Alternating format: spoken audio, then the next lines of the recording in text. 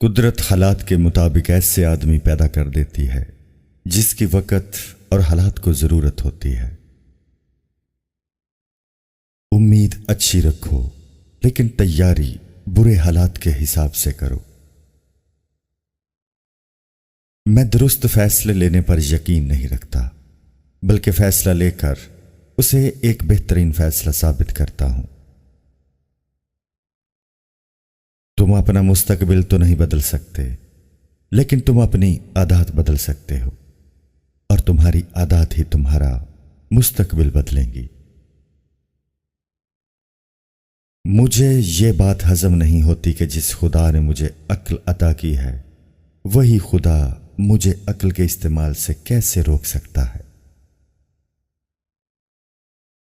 اپنی آواز اونچی مت کرو، اپنی دلیل کو بہتر کرو۔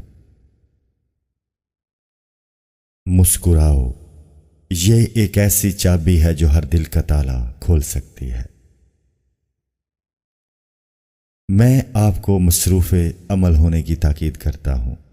کام، کام اور صرف کام۔ سب سے زیادہ خسارے میں وہ انسان ہے جو حق بات کہنے کی قدرت رکھتا ہو لیکن پھر بھی حق بات نہ کہے۔ علم تلوار سے بھی زیادہ طاقتور ہے، اس لیے علم کو اپنے ملک میں بڑھائیں۔ کوئی آپ کو شکست نہیں دے سکتا۔ ایک شخص بن کر نہ جیو بلکہ ایک شخصیت بن کر جیو، کیونکہ ایک شخص تو مر جاتا ہے لیکن شخصیت ہمیشہ زندہ رہتی ہے۔